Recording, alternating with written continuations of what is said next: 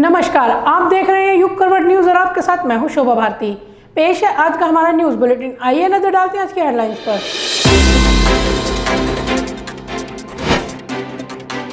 मोदीनगर बस हादसे पर परिवार की प्रशासन से हुई बैठक। उत्तर प्रदेश में लगातार बढ़ रहे हैं कोविड के मामले और मेरठ में अतिक्रमण हटाने गई टीम से भिड़े कई लोग।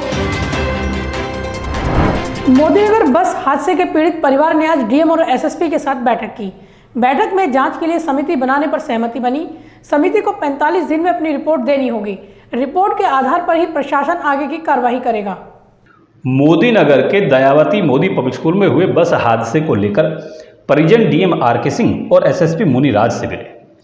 करीब 2 घंटे तक जिला प्रशासन और परिजनों के बीच सभागार में वार्ता होती रही। हालांकि इस दौरान कई बार परिजनों ने पुलिस प्रशासन पर कार्रवाई को लेकर नाराजगी जताई। 2 घंटे तक चली इस बैठक में जिला प्रशासन ने मामले की पूरी जांच के लिए एडीएम और एसपी देहात की एक कमेटी बना दी है, जो 45 दिन में अपनी रिपोर्ट देगी। इस रिपोर्ट पर ही आगे की कार्रवाई की जाएगी। उन्होंने 45 डेज का टाइम दिया है और एक कमेटी बनाई है, जिसमें एडीएम मैडम और मिस्टर राजा एसपी सर वो होंगे उस कमेटी में। वो निष्पक्ष जांच करेंगे। 45 डेज के बाद इस केस को फास्ट ट्रैक पे लेके वो लोग हमें बताएंगे क्या जांच है। इसके अलावा इतनी सारी बहस का कोई अभी 4 दिन का समय दिया गया था पहले प्रशासन द्वारा, तो उसमें क्या किया गया? उसमें कोई कार्रवाई नहीं हुई थी, तभी हम आज डीएम सर के पास आए थे। अभी उन्होंने फिर से 45 डेज का आश्वासन दिया है कि 45 डेज में टाइम लगेगा ही लगेगा किसी भी ठोस कार्रवाई को होने में। परिजनों ने भी जिला प्रशासन के इस प्रस्ताव को स्वीकार किया है, लेकिन परिजन एफआईआर दर्ज होने के बाद भी स्कूल प्रिंसिपल को छोड़ने से नाराज दिखे। पुलिस ने इस मामले में पहले स्कूल प्रिंसिपल, मालिक, ड्राइवर, कंडक्टर के खिलाफ मुकदमा दर्ज किया था। प्रिंसिपल को गिरफ्तार भी किया गया था, लेकिन बाद में उसे छोड़ दिया गया, जिससे नाराज परिजनों ने हंगामा किया।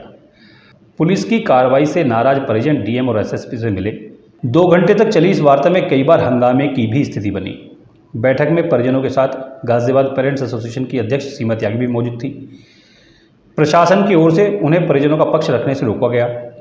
हालांकि इस वार्ता के बाद कमेटी गठित होने पर परिजन आश्वस्त नजर आए और उन्होंने पूरा भरोसा भी जताया है। क्वेश्चनिंग के लिए बुलाया गया। हम सब जानते हैं अगर मेरा मकान है, मेरे मकान में रहे हुए किराएदार ने कुछ कर दिया है तो क्या मालिक को नहीं बैठाया जाता थाने में? उससे नहीं पूछा जाता? आप पुलिस की बहनों से पूछ लीजिए, क्या उसको नहीं बिठाएंगे? और अगर पुलिस थाने में एक थाने में 302 के अंतर्गत उसके खिलाफ केस दर्ज होता है तो क्या बिना जमानत के वो छूट जाएगा? कैसे छूटा प्रिंसिपल बिना जमानत के? आप पूछ लीजिए। आपका बहुत बहुत धन्यवाद होगा। बैठक के बाद डीएम और एसएसपी ने बताया कि इस मामले की पूरी जांच निष्पक्षता से की जाएगी। दोषियों को छोड़ा नहीं जाएगा। जो भी दोषी होगा उस पर कार्रवाई की जाएगी। हम और डीएम साहब उनका परिवारजन से 1 घंटा बात किया है। उनका समस्या का पूरा हम लोगों ने सुना है। सुनने के बाद उनका हम लोगों ने आश्वासन दिया है।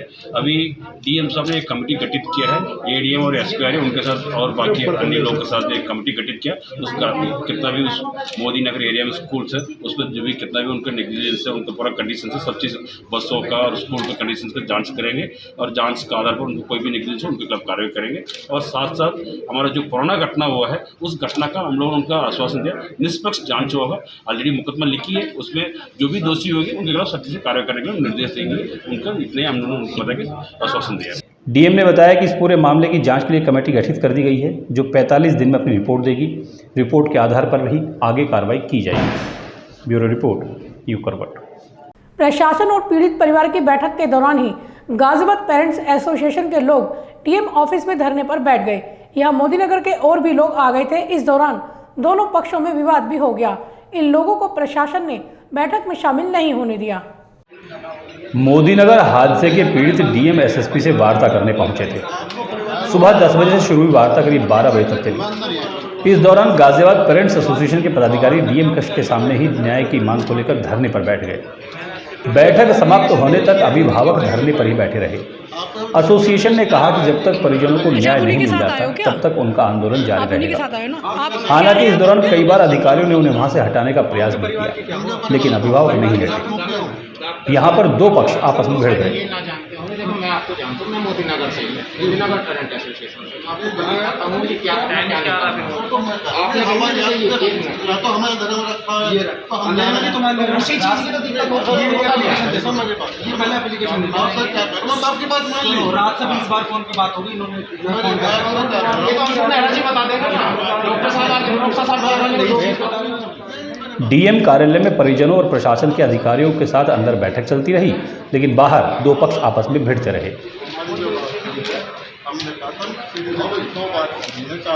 भाई साहब वो अंदर बात कर रहे हैं ना। तो हम जाएंगे, हम चले जाएंगे ना, अपनी जाएंगे ना, साथ में वापस जाएंगे। हाँ तो वापस जाओ, हम जा रहे हैं ना वापस, ये तो आपसे कह रहे हैं। चलो नहीं तो अब कितने लोग हैं जो बात कर रहे हैं अंदर, कितने लोग हैं? मुझे आइडिया नहीं है, कर रहे हैं, चलो बात कर रहे हैं। हम भी नहीं जा रहे खुद। अंदर जाने का फोन कर रहे हैं। आप हमें खुद नहीं जा रहे। एक चीज़ भी दो हिस्सों में बांट दिया। नहीं तो भाई साहब देखो, या तो हम अंधेरे में या आप अंधेरे में। भाई साहब आप हम तो कह रहे हैं हम अंधेरे में। गाजियाबाद पेरेंट्स एसोसिएशन और मोदीनगर से ही दूसरा पक्ष परिजनों के साथ आया था, लेकिन बैठक के दौरान परिजनों के अलावा अन्य किसी को अंदर नहीं जाने दिया गया। यहाँ तक कि मीडिया को भी बैठक से दूर ही रखा गया था। Bureau report, news forward. Gautam Buddh Nagar और गाजियाबाद समेत यूपी के कई शहरों में कोविड फिर से फैलने लगा है। प्रदेश में एक्टिव केस 1200 से ऊपर पहुंच चुके हैं। आईआईटी कानपुर की माने तो 15 जून कोविड अपने पीक पर होगा। उत्तर प्रदेश में कोरोना के मामलों में बढ़ोतरी जारी है। सोमवार को प्रदेश में 210 नए केस मिले हैं। प्रदेश में सबसे ज़्यादा 120 मामले अकेले गौतम बुद्ध नगर जिले के हैं। इसके अलावा गाजियाबाद से 27, लखनऊ से 12, आगरा में 8, मेरठ में 4 मामले रिपोर्ट हुए हैं। राज्य में एक्टिव केस की संख्या बढ़कर 1277 हो गई है। मुख्यमंत्री ने टीम 9 के सदस्यों के साथ हालात की समीक्षा की। उन्होंने नोएडा, गाजियाबाद में कोविड टेस्टिंग बढ़ाने के निर्देश दिए। साथ ही लोगों को कोविड प्रोटोकॉल की जानकारी देने के निर्देश भी दिए हैं। मुख्यमंत्री ने कहा है कि स्कूलों में टीकाकरण अभियान में तेजी लाई जाए। फेस मास्क की अनिवार्यता को प्रभावी ढंग से लागू किया जाए। मुख्यमंत्री ने नोएडा, लखनऊ में रैंडम कोरोना टेस्टिंग के आदेश दिए हैं। तीसरी लहर के बाद बच्चे सबसे ज्यादा कोरोना की चपेट में आ रहे हैं। कोरोना के नए मामलों को लेकर आईआईटी कानपुर ने भी अध्ययन किया है, जिसमें बताया गया है कि उत्तर प्रदेश में जून जुलाई में कोरोना एक बार फिर से पीक पर होगा। पिछले लगभग 2 सालों से लगातार कोरोना के नए नए वेरिएंट सामने आ रहे हैं। आईआईटी कानपुर की रिपोर्ट में बताया गया है कि कोरोना महामारी की संभावित चौथी लहर 22 जून के आसपास आ सकती है। इस लहर का पीक अगस्त के आखिरी चरम तक जा सकता है। ब्यूरो रिपोर्ट, यू करवट। गाजियाबाद के डीएम ने लाउड स्पीकर को लेकर स्थिति स्पष्ट कर दी है। डीएम आर के सिंह ने बताया कि सभी धर्मगुरुओं से लगातार बात चल रही है। सभी इस बात पर सहमत है कि लाउड स्पीकर को लेकर सरकारी निर्देशों का पालन किया जाएगा। मानकों का उल्लंघन होने पर कार्रवाई की जाएगी। देखिए, अपर मुख्य सचिव महोदय के आदेश के क्रम में हमने भी अपने जनपद में एक आदेश जारी कर दिया है। जो हमारे सिटी मजिस्ट्रेट हैं, अपर नगर मजिस्ट्रेट हैं और उप जिलाधिकारीगण हैं, वो बाकायदा जो है क्षेत्र में देखेंगे। लोगों की शिकायतों के आधार पे भी और वैसे भी कहीं भी जो अपर मुख्य सचिव महोदय ने आदेश किया है, अगर उसके उल्लंघन का कोई मामला पाया जाएगा तो उसमें जियो में साफ तौर पे उसमें नोटिस का प्रारूप भी है। हम लोग पहले नोटिस देंगे और नोटिस दे करके जो है उसको पूरा हम लोगों का है कि जो शासन का आदेश है और जो माननीय उच्च न्यायालय का आदेश है उसका पालन कराया जाए। और इसीलिए हम लोगों ने कुछ दिन पहले सभी धर्मगुरुओं की बैठक करके, इवन हम लोगों ने बहुत बड़ी बैठक की थी, पूरे उसमें जनपद से भी दोनों संप्रदाय के लोग आए थे, समुदाय के लोग आए थे और सभी समुदाय के लोगों के साथ बातचीत करके और लोगों ने इसका स्वागत किया है। और उसमें जो है लोगों ने अपने आप भी, आप लोग महसूस भी कर रहे होंगे कि काफ़ी हद तक जो है स्थिति नॉर्मल हो गई है। मेरठ में मवाना रोड पर सरकारी बुलडोजर गरजा। यहाँ कई अवैध निर्माण गिराए गए, साथ ही अतिक्रमण भी हटाया गया। स्थानीय लोगों ने प्रशासन की इस कार्रवाई का विरोध किया। हंगामा होने पर पुलिस ने महिलाओं समेत अनेक लोगों को हिरासत में लिया। उत्तर प्रदेश में दोबारा से योगी सरकार आने के बाद अवैध निर्माण और अतिक्रमण पर बाबा का बुलडोजर जमकर गरज रहा है। मंगलवार को मेरठ के मवाना रोड पर एसडीएम सदर संदीप भागिया की अगुवाई में भारी पुलिस फोर्स के साथ बुलडोजर अतिक्रमण पर गरजा। हालांकि इस दौरान ग्रामीणों ने कार्रवाई का विरोध भी किया।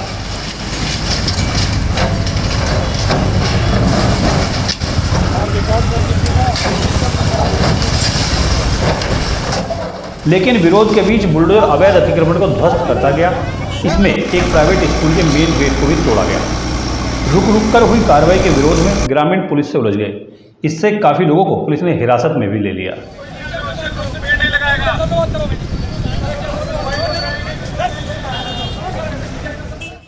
मेरठ के मवाना इलाके में अतिक्रमण के खिलाफ प्रशासन ने अभियान चला रखा है। पहले प्रतिबंधित रोड से साप्ताहिक बैट बाजार की दुकानें हटाकर वीवीआईपी रोड को खाली कराया गया था। वहां भी हंगामा हुआ था। ब्यूरो रिपोर्ट, युग करवट। कांग्रेस नेता प्रमोद कृष्णम ने जेल में बंद आजम खान से मुलाकात की। बताया जाता है कि प्रियंका गांधी के कहने पर यह मुलाकात हुई है। प्रमोद कृष्णम ने बताया कि वो केवल हालचाल जानने आए थे। आजम खान जैसे नेता को जेल में नहीं होना चाहिए। आजम खां से जेल में मिलने वालों की लिस्ट बढ़ती जा रही है। अब कांग्रेस नेता आचार्य प्रमोद कृष्णम आजम खां से मिलने पहुंचे। इससे पहले शिवपाल यादव और सपा के एक विधायक भी वहां पहुंचे थे। शिवपाल से तो आजम खां मिले थे, लेकिन सपा विधायक से उन्होंने किनारा कर लिया था। आजम खां से मिलने के लिए मैं कोई रणनीति बनाने नहीं आया था, उनके हालचाल जानने आया था, उनकी सेहत की जानकारी लेने आया था। और मैं ऐसा मानता हूं कि उनके खिलाफ जुल्म हुआ है। आजम खां के ऊपर बहुत ज़्यादा जुल्म और ज़्यादती हुई हैं और उत्तर प्रदेश सरकार के मुखिया आदरणीय योगी आदित्यनाथ जी एक साधु हैं, एक योगी हैं, सन्यासी हैं। सन्यासी समदर्शी भाव का होना चाहिए। सन्यासी का हृदय विराट होता है। उनकी हुकूमत में किसी निर्दोष व्यक्ति के ऊपर जुल्म होना ये अपने आप में अन्याय है। मिले आप, क्या बात हुई? क्या आप? मैं उनसे मिला, काफ़ी देर उनसे बात हुई। उन्होंने मुझे खजूर खाने को दिए, मैंने उन्हें गीता भेंट की। गीता न्याय का ग्रंथ है, सत्य का ग्रंथ है और अधर्म पर धर्म की जीत का ग्रंथ है। जेल में बंद आजम खां और उनका परिवार फिलहाल समाजवादी पार्टी के अध्यक्ष अखिलेश यादव से नाराज चल रहा है। रामपुर से विधायक और सपा के कद्दावर मुस्लिम चेहरा माने जाने वाले मोहम्मद आजम खां पिछले 2 साल से जेल में बंद हैं। आजम खां पर करीब 80 मुकदमे चल रहे हैं। इन 2 वर्षों में सपा प्रमुख अखिलेश यादव महज एक बार ही आजम खां से मिलने गए थे, लेकिन उनकी रिहाई के लिए किसी तरह का कोई बड़ा आंदोलन खड़ा नहीं कर पाए। सपा से आजम खां नाराज हैं, इसका उदाहरण भी देखने को मिला है। अखिलेश यादव से नाराज शिवपाल जब जेल आए तो आजम खां ने उनसे मुलाकात की, लेकिन सपा विधायक से उन्होंने मुलाकात करने से इनकार कर दिया। सपा विधायक और पार्टी के कुछ नेता रविवार को आजम खां से मिलने सीतापुर जेल पहुंचे थे, लेकिन आजम ने उन्हें बैरंग लौटाकर अखिलेश को अपने तेवर से वाकिफ करा दिया। आज आचार्य प्रमोद कृष्णम आजम खां से मिलने सीतापुर जेल पहुंचे। आचार्य प्रमोद कृष्णम से आजम खां के संबंध अच्छे हैं। प्रमोद कृष्णम पहले भी आजम खां पर लगाए गए मुकदमों को लेकर अपनी राय रख चुके हैं। आचार्य प्रमोद कृष्णम का कहना है कि कद्दावर और ईमानदार नेता को इस तरह जेल की सलाखों के पीछे रखना सीधे सीधे लोकतंत्र पर प्रहार है। ब्यूरो रिपोर्ट, युग करवट। RWA और AOA के लोग नगर आयुक्त महेंद्र सिंह तंवर से मिले। इन्होंने कूड़ा डंप करने के बजाय उसका निस्तारण करने की बात कही। इन लोगों ने शहर के नालों में गिराए जा रहे जहरीले पानी का मुद्दा भी उठाया। RWA core federation, RWA federation और फ्लैट ऑनर फेडरेशन के पदाधिकारियों ने मंगलवार को नगर आयुक्त महेंद्र सिंह तंवर से मुलाकात की और उनको एक ज्ञापन भी सौंपा।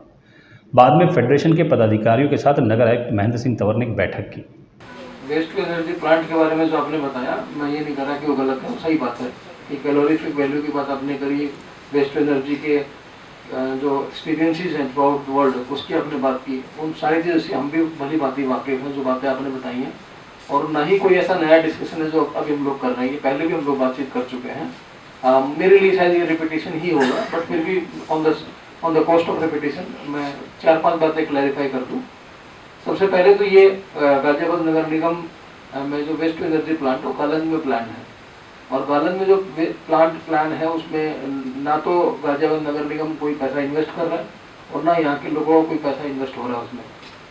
दूसरा, ये 2017-18 में इन्वेस्टर समिट में जब स्टेट गवर्नमेंट की तरफ से इन्वेस्टर समिट की गई थी, उसमें GC इंटरनेशनल नीदरलैंड्स को ये काम अलॉट हुआ था और स्टेट MOU के तहत हुआ था। तो चूँकि स्टेट MOU के तहत हुआ था तो इसमें हम लोगों ने अपनी तरफ से जो ज़मीन देने की कार्रवाई है और ये सब कार्रवाइयाँ वो की गई। उसमें GDA ने अपनी ज़मीन दी थी करीबन 34 एकड़, और 10 एकड़ लैंड हम लोगों ने ली थी वहाँ से। बैठक में नगर आयुक्त को पदाधिकारी ने बताया कि अगर कूड़ा एक जगह से हटाकर दूसरी जगह डाला जाएगा तो ये पूरी तरह गलत है।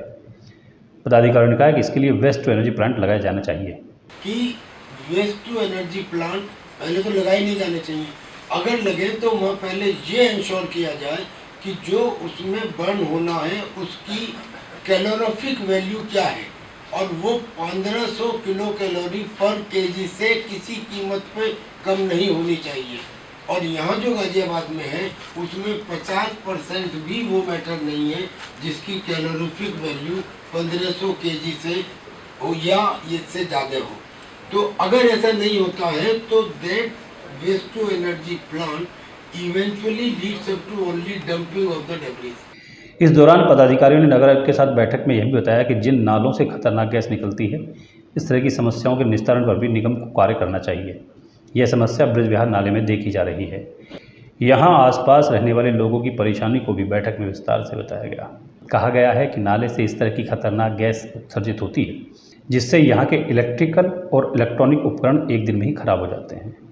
इन समस्याओं के समाधान की मांग पदाधिकारियों ने रखी है। ब्यूरो रिपोर्ट, युग करवट। मध्य प्रदेश के इंदौर में दबंग लोगों ने दलित समाज के दूल्हे को घोड़ी से उतार दिया था। आरोप है कि बारात की पिटाई भी की गई। गांव के लोगों ने दलित परिवार का हुक्का पानी भी गिरा दिया जिससे उन्हें राशन आदि भी नहीं मिल पा रहा है। अधिवक्ता कल्याण मंच ने राष्ट्रपति को ज्ञापन देकर कड़ी कार्रवाई की मांग की है। अखिल भारतीय अधिवक्ता कल्याण मंच ने डीएम के माध्यम से देश के राष्ट्रपति राष्ट्रीय अनुसूचित जाति जनजाति आयोग को ज्ञापन सौंपा है। इसमें अधिवक्ताओं ने इंदौर के गांव खंडीगारा में रविदास समाज के दूल्हे को दबंगों द्वारा घोड़ी से उतार जाने की घटना को लेकर नाराजगी जाहिर की है और दोषियों को सजा दिलाने की मांग की है। Hemraj Singh advocate, civil court Ghaziabad में प्रैक्टिस करते हैं। ये जो अभी इंदौर में जो घटना घटित हुई है ये एक भारतीय नागरिक के अधिकार का, संवैधानिक अधिकारों का हनन किया जा रहा है। उनका हर तरह से शोषण किया जा रहा है। जबकि भारतवर्ष को 73 वर्ष हो गए आज़ाद हुए, आज भी वही सामंतवादी प्रथा लागू है। ये एक तरह का संवैधानिक अधिकारों का हनन किया जा रहा है। हम इसका घोर विरोध करते हैं। हमने इसका ज्ञापन आज श्रीमान जिलाधिकारी महोदय, राष्ट्रपति और SC/ST आयोग को दिया है और इसका संगठन हमारा अखिल भारतीय मंच इसका घोर निंदा करता है और ये हमारा संघर्ष है कि इस प्रकार की हमारे भारतवर्ष के अंदर किसी भी समाज के प्रति इस प्रकार का हनन नहीं होना चाहिए और ना ही पुनरावृत्ति होनी चाहिए। अधिवक्ताओं का कहना है कि दबंगों ने बारातियों के साथ भी मारपीट की है। इस मामले में FIR भी दर्ज कराई गई है, जिसके बाद दबंगों ने दलित परिवार का सामाजिक बहिष्कार कर दिया है। बहिष्कार होने से परिवार को पूरे गांव में कोई राशन पानी आदि सामान नहीं दे रहा है। इससे परिवार का जीना मुश्किल हो गया है। ये मामला था इंदौर में जिला धार में अनुसूचित जाति के साथ में जो अत्याचार किया, वहाँ पे बारात गई, बारात को रोक के मारा गया है। उनसे राशन पानी देना बंद कर दिया। यहाँ तक कि यदि मान लो उन्होंने जो दबंगों ने ये प्रस्ताव किया कि यदि किससे बात करते तो 11,000 रुपये जुर्माना इन पर लगेगा। तो उनके खिलाफ FIR हुई। फिर FIR को तो वापस लेने के लिए उन पर फिर हमला किया गया। प्रशासन कुछ नहीं कर रहा था। हमने उसी की आवाज़ उठाने के लिए जिलाधिकारी महोदय को राष्ट्रीय अनुसूचित जनजाति आयोग के अध्यक्ष के द्वारा की और राष्ट्रपति मुहिम के द्वारा हमारा संगठन है अखिल भारतीय अधिवक्ता कल्याण मंच, उसके माध्यम से हमने आवाज़ उठाई है और हम चाहते हैं कि आपके द्वारा ही हमारी आवाज़ सरकार तक पहुँचे और उन दबंगों के विरुद्ध कार्रवाई हो। यही हमारा अनुरोध है। दलित परिवार से बात करने पर लोगों पर 11,000 रुपये का जुर्माना लगाने की धमकी दी गई है। डर के कारण पीड़ित परिवार से कोई बात तक करने को तैयार नहीं है। कल्याण मंच ने ज्ञापन सौंपकर इस मामले में कड़ी कार्रवाई की मांग की है ताकि इस तरह की घटनाएं भविष्य में न हो सकें। ब्यूरो रिपोर्ट, युग करवट। गोविंदपुरम में एक मैनहोल खुला पड़ा था, उसमें एक बच्ची गिर गई। मौके पर मौजूद एक लड़के ने बच्ची को बचाया। इस हादसे पर नगर आयुक्त ने कड़ी कार्रवाई करने की बात कही। मैनहोल की देखरेख के लिए जिम्मेदार कंपनी को नोटिस जारी किया गया है। गोविंदपुरम B ब्लॉक के खुले मैनहोल में 3 वर्ष की बच्ची के गिर जाने की घटना को नगर निगम ने गंभीरता से लिया है। इस मामले में सीवर लाइन का रखरखाव करने वाली कंपनी को कारण बताओ नोटिस जारी किया गया है। नोटिस नगर आयुक्त महेंद्र सिंह तंवर ने जारी किया है। कंपनी को 3 दिन के अंदर जवाब देना है। गोविंदपुरम B ब्लॉक में ड्रेन का मेन होल टूटा हुआ था। उसके पास ही एक 3 वर्ष की बच्ची खेल रही थी। अचानक वह बच्ची उसमें गिर गई। बच्ची के गिरने पर एक युवक की नज़र पड़ गई। बच्ची को बचाने के लिए तुरंत ही युवक ड्रेन में कूद गया। किसी तरह से बच्ची की जान बचाई गई। इसकी जानकारी नगर आयुक्त को हुई तो सीवर लाइन का रखरखाव करने वाली कंपनी तुरंत एक्शन में आ गई। नगर आयुक्त के निर्देश पर एक्शन लेते हुए कंपनी ने मेन होल को ठीक कराया और ढक्कन से ढक दिया। इस मामले में नगर आयुक्त ने कंपनी को कारण बताओ नोटिस जारी किया है। कंपनी को 3 दिन के अंदर अपना पक्ष रखने के लिए कहा गया है। निगम का कहना है कि पूरे शहर के मेन होल की मरम्मत और सीवर लाइन के रखरखाव का कार्य एक ही कंपनी करती है। किसी भी तरह की घटना और दुर्घटना के लिए कंपनी को ही जिम्मेदार माना जाएगा। ब्यूरो रिपोर्ट, यूग पर्वत। उत्तर प्रदेश के आबकारी मंत्री नितिन अग्रवाल ने मेरठ और सहारनपुर मंडल के अधिकारियों की बैठक ली। मंत्री ने स्पष्ट आदेश दिए हैं कि नकली और मिलावटी शराब न बिकने दी जाए, साथ ही राजस्व की बढ़ोतरी पर भी चर्चा की। उत्तर प्रदेश में योगी आदित्यनाथ सरकार के 30 दिन पूरे हो गए हैं। इस पर प्रदेश के आबकारी मंत्री नितिन अग्रवाल ने राजस्व बढ़ाने के साथ ही नकली, मिलावटी और जहरीली शराब की सूचना पर तत्काल कार्रवाई के निर्देश दिए हैं। देखिए, मिलावट जो करते हैं उनके खिलाफ कार्रवाई होती है और एनफोर्समेंट की टीम हमारी उसके खिलाफ कार्रवाई करती है। इसी के साथ साथ जो अभियान चलता है पूरे प्रदेश में, उस अभियान को हम लोग लगातार चलाते रहते हैं कि जहां पे अगर ऐसी कोई सूचना आई है, कोई कर रहा है, तो उसके खिलाफ कार्रवाई हो। और मैं भी, माननीय मुख्यमंत्री जी ने भी निर्देश दिया है और मैंने भी विभागीय अधिकारियों से कहा है कि इसको लगातार अभियान के रूप में चलाने की आवश्यकता है कि आप पूरे साल इस अभियान को चलाते रहें और जहां जहां अगर कोई ऐसी कोई घटना हो रही है तो उस पर सख्ती से रोक भी लगाई जाए और जो कर रहे हैं उनके खिलाफ कार्रवाइयां भी। साथ ही उन्होंने अधिकारियों को निर्देश दिए हैं कि सीएम का हर टारगेट अचीव करना ही होगा। मेरठ सर्किट हाउस में मेरठ मंडल और सहारनपुर मंडल के अधिकारियों की समीक्षा बैठक में नितिन अग्रवाल ने कहा कि 30 दिन में हर विभाग का प्रेजेंटेशन हुआ है और कार्य योजना भी रखी गई है। 36,000 करोड़ का रेवेन्यू हम दे रहे हैं सरकार को और इस साल हमारा टारगेट करीब 42,000 से ऊपर रेवेन्यू देने का है। तो एक बड़ा टारगेट हमें मिला है, हमने सेट किया है और उसी टारगेट को कैसे अचीव करना है अगले इस फाइनेंशियल ईयर में, इसकी समीक्षा करने आया हूँ कि हम ज़्यादा से ज़्यादा रेवेन्यू को भी बढ़ाएं, इसके साथ ही साथ एनफोर्समेंट को भी मजबूत कैसे करें जिससे जो घटनाएं होती हैं वो घटनाएं ना हो और विभाग का रेवेन्यू भी बढ़े और जिससे जैसे डिस्लरीज भी और लगें, प्रोडक्शन स्टेट हम लोग बने और रोजगार के अवसर भी बने, इसकी मैं समीक्षा करने आया हूँ। कॉमन सिविल कोड पर मंत्री नितिन अग्रवाल ने कहा कि एक देश में 2 कानून नहीं हो सकते और वो इसके पक्षधर भी हैं। मिलावटी और जहरीली शराब की सूचना पर प्रवर्तन दल को सख्त कार्रवाई करने के निर्देश दिए गए हैं। अखिलेश यादव पर भी नितिन अग्रवाल ने निशाना साधा और कहा कि समाजवादी पार्टी अब नेतृत्व विहीन हो चुकी है। देखिए, आप जानते हैं कि अखिलेश यादव की सरकार में और चाहे उससे पहले मायावती जी की सरकार थी, किस तरीके से शराब माफिया हावी थे उत्तर प्रदेश में और किस तरीके से राजस्व की भारी मात्रा में चोरी होती थी और वो जो चोरी का पैसा होता था वो कहाँ जाता था ये शायद सबको पता है, मुझे कहने की आवश्यकता नहीं है। लेकिन 2017 से जब से भारतीय जनता पार्टी की सरकार उत्तर प्रदेश में बनी, उत्तर प्रदेश के मुख्यमंत्री योगी आदित्यनाथ जी ने इस पे फोकस करके कि हमें कैसे इनकी कमर तोड़नी है और राजस्व बढ़ाना है। और अगर मैं आपको बताऊं कि 2017 में जब इनकी सरकार गई थी और हमारी सरकार आई थी, तब उत्तर प्रदेश में आबकारी विभाग केवल 12,000 करोड़ का राजस्व देता था और आज 2022 है, हम 36,000 करोड़ का राजस्व दे रहे हैं। नितिन अग्रवाल ने कहा कि न तो जनता और न ही पार्टी को अखिलेश यादव का नेतृत्व स्वीकार है। आजम खां पर मंत्री नितिन अग्रवाल ने कहा कि आजम खां अभी कोई विषय नहीं है। ब्यूरो रिपोर्ट, यूग पर्वत। सहारनपुर में ट्रेन में बम होने की सूचना मिली थी। पुलिस ने सूचना को गंभीरता से लिया, न सिर्फ ट्रेन बल्कि पूरे स्टेशन परिसर की जांच की। जीआरपी, आरपीएफ और स्थानीय पुलिस ने संयुक्त रूप से सर्च ऑपरेशन चलाया। आज रेलवेज में एक सीनियर ऑफिशियल को एक मेल मिली थी जिसमें एक थ्रेट कॉल के बारे में जिक्र किया गया था, जिसमें जनपद सहारनपुर में आने वाली एक ट्रेन में कुछ बॉम्ब रखे होने जाने की सूचना थी, जिस पर हम लोगों ने पूरे रेलवे स्टेशन के परिसर को सभी जीआरपी, आरपीएफ और संयुक्त पुलिस की टीम के साथ चेक कराया और एलआईयू, टीएफएमडी, एचएचएमडी और डॉग स्क्वाड के लोगों को ले जाके हम लोगों ने चेक कराया, जिसमें कुछ नहीं मिला है। आगे भी हमारी चेकिंग इसमें जारी रहेगी। कुछ भी सूचना मिलती है उस पर हम लोग तत्काल कार्रवाई करेंगे। इंदिरापुरम के ज्ञान खंड में झुग्गी झोपड़ी में आज सुबह आग लग गई थी। अग्निशमन विभाग ने समय से घटनास्थल पहुंचकर आग पर काबू पाया। अच्छी बात यह है कि यहाँ कोई जनहानि नहीं हुई है।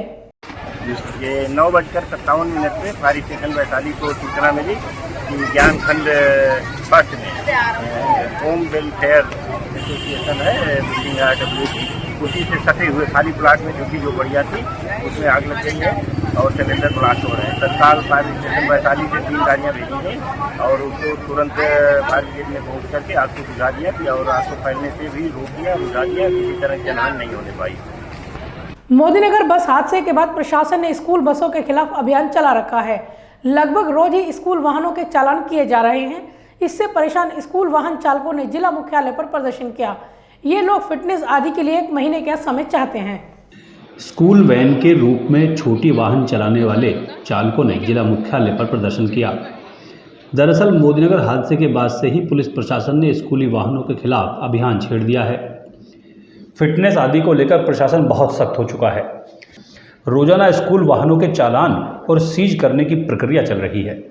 इससे स्कूल वाहन चालकों में हड़कंप मचा हुआ है।